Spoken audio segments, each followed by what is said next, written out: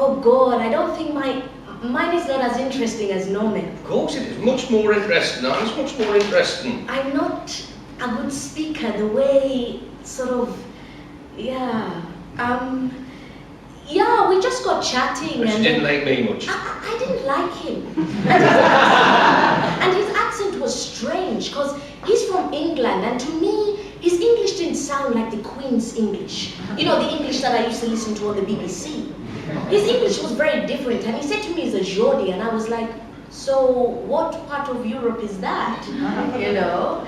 And yeah, he started explaining to me, you know, different accents of England and all that, but the first time I met him, he sounded strange. Yeah. And I've continued to do so. Yeah, but it's sort of, they say that's how people from the northeast spoke, yeah? I explained that I was a posh Geordie because my accent's been watered down by 25 years. Yeah, but it's because you've been in the south, is it? Yeah. But,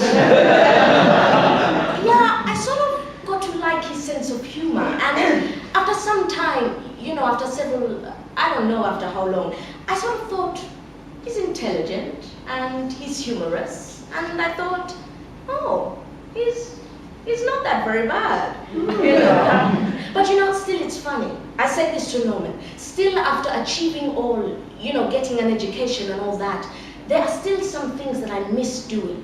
You know, like dancing. I couldn't get on the dance floor and dance.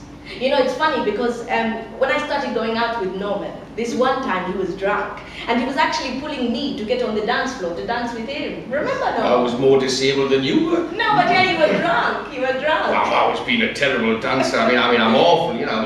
But I went and I tried to dance. Yeah, we tried to dance. I nearly knocked you over, though, didn't I? I think so, yeah.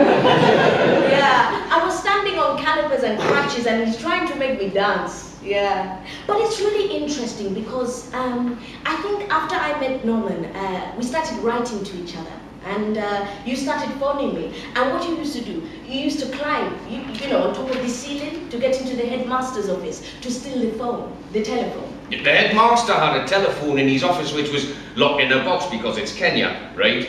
But I worked out that there was a gap between the library and his office, and I would crawl through and I would phone on and would have these long conversations on the school phone. But they used to get huge bills, and they never understood where the bills came from. I mean, it's not like here where you get an itemised bill, you know, they just get these bills and be like, how on earth are we spending all this money on phone calls? Yeah, and we got engaged, but I remember the first time I introduced Norman to my family. I've got a cousin of mine. As soon as he saw Norman, he was like, he started negotiating for dowry.